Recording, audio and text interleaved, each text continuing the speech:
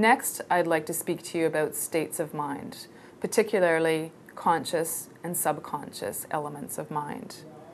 The conscious mind is that's considered to be the aware part of our mind. This is what we're aware of thinking as well as doing. It's located in the upper brain or neocortex.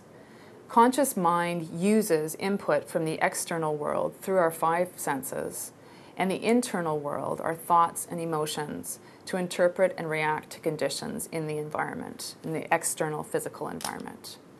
The principal function of the conscious mind is to create programs that will ultimately become automated skills, values, and beliefs. The conscious mind behavior that's created through the conscious mind is extremely deliberate. It is when we're learning a new skill. So as I mentioned earlier, the notion of learning how to drive. When we initially learn how to drive, this is a very conscious behavior. It also uses a lot of energy, so it's very taxing on the brain. The conscious mind also allows us to solve novel problems. So this is the area of the brain that we would use when we're presented with a problem that's novel to us, that we've never seen before. The conscious mind is not, in general, emotional. However, it's important to remember that you can't necessarily separate the areas of the mind. So while it in itself isn't emotional, it will be accessing emotions to help make decisions. This is also where language and verbal knowledge is located. The subconscious, on the other hand, is the part of our mind that we're not aware of. And this is actually the workstation of the mind. The subconscious mind is what is engaged most of the time. So it is working to help us navigate and survive in our environment the majority of the time. It's located in the limbic and lower brain. And it involves our automatic behaviors as well as other elements of the lower brain that I discussed earlier. The subconscious is actually an energy saver. So by engaging in automatic behaviors, we don't have to think regularly about what we're doing when. So the driving example again comes into play here. The relationship between the conscious and subconscious mind is important. So while the conscious mind works to create patterns and programs, these are eventually stored in the subconscious mind. So the conscious mind will create these programs and they move to the subconscious mind and they are stored and retrieved to be used at the appropriate time.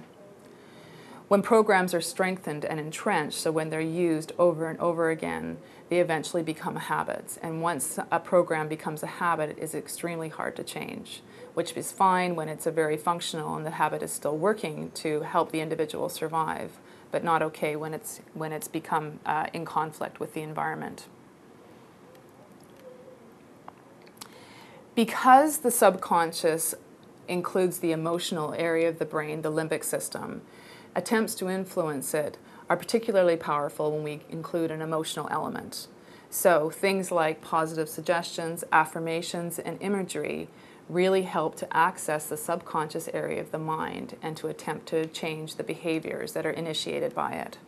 Related to states of mind is the notion of brain waves and how they relate to learning. So we cannot see consciousness or subconsciousness. However, we can see brain waves. And as I mentioned earlier, the brain is also an electrical organ. The brain waves that occur in the brain are associated with different states of mind. There are 4 general brain wave patterns that the brain moves throughout the day. These 4 types are beta, alpha, theta, and delta.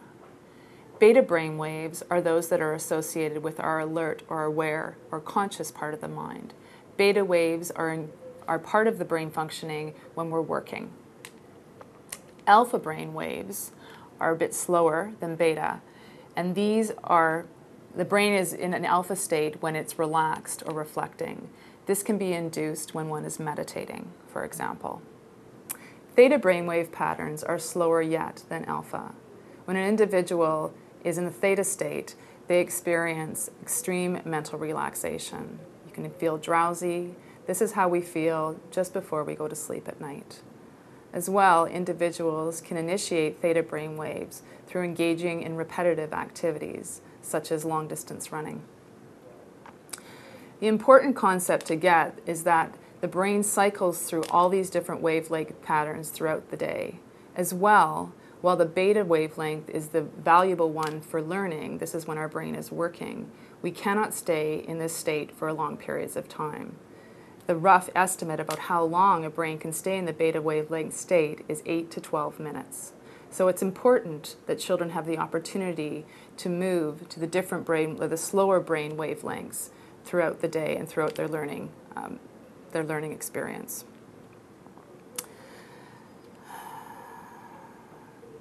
An additional point that I wanted to make is that within the beta wavelength, there are higher and lower beta wavelengths. So if a child is at a very high beta wavelength state, they're almost overstimulated and they cannot achieve much learning in this state either. So what we want to target is a restful and alert state. So the lower beta state is what we want to achieve when students are learning.